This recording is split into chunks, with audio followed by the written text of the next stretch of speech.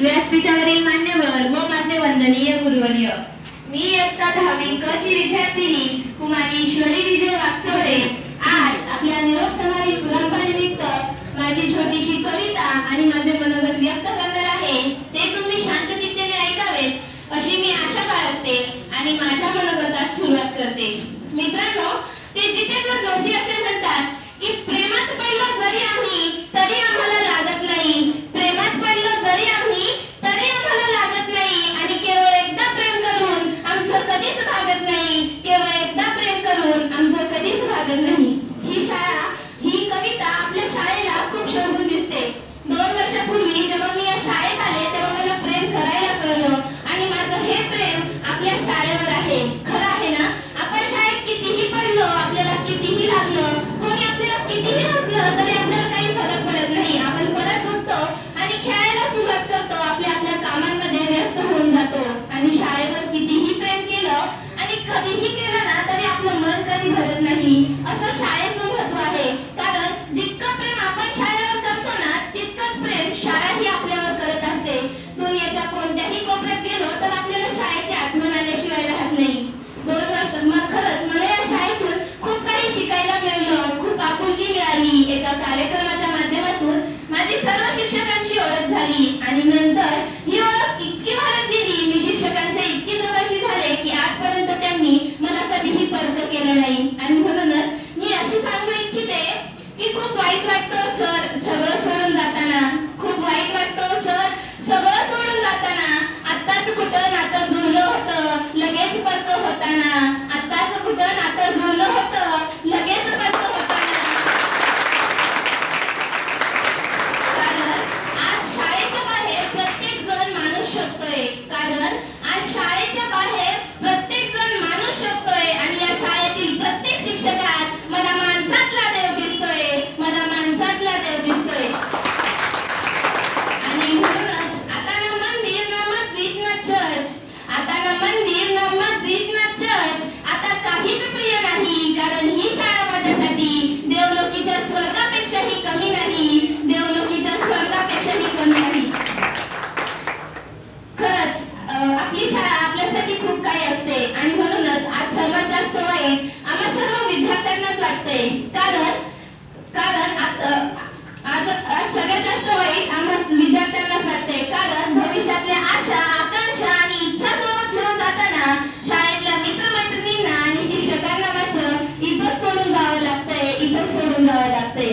तरीही भविष्यात आता कुठे नेते माहित नाही, पण जिथेही जाईल तेथूनही याच विद्यालयाची विद्यार्थिनी म्हणून पुन्हा येईल। आज माझ्या शाळेतील प्रत्येक शिक्षक हे वेगळ्या पद्धतीने शिकवतात, पण प्रत्येक शिक्षक प्रत्येक विषय हा सोपा करूनच शिकवतात, हे मात्र खरं आहे। मग तो विषय गणित असो किंवा इतर कोणताही विषय असो। जसे मातीच्या गोळ्याला कुंभार आकार देतो आणि त्यापासून मडकी तयार करतो, तसेच आपण शाळेत आलो ना तेव्हा एक मातीच्या गोळ्यासारखं असतो। आपले शिक्षक आपल्याला आकार देतात, आपल्यावर चांगल्या शिकवणी करतात आणि आपल्यातून एक आदर्श विद्यार्थी तयार करतात। आपले आई वडील आपल्याला या जगात आणतात, पण या जगात कसं वावरायचं हे आपल्याला आपले शिक्षक शिकवतात। मित्रांनो, या जगात जर कुणाला वाटत असेल ना तर ही किंवा हा माझ्यापेक्षा पुढे गेला पाहिजे तर ते फक्त 2च व्यक्ती असतात। पहिली म्हणजे आपले पालक आणि दुसरे म्हणजे आपले शिक्षक। यांच्याविषयी जर बोलायला लागलं तर शब्दही अपुरे पडतील, असं यांचं महत्त्व आहे।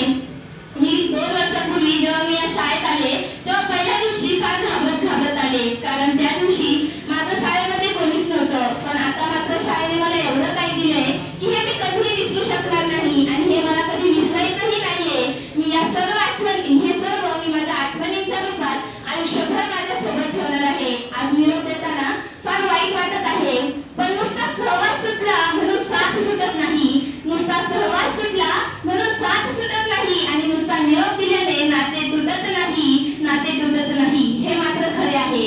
आज आपल्या शिक्षकांनी आपल्याला भरपूर शिकवणी दिल्या आजपर्यंत, त्या शिकवणी आपण कधीही विसरणार नाही आणि आपल्याला त्या कधी विसरायच्याही नाहीयेत।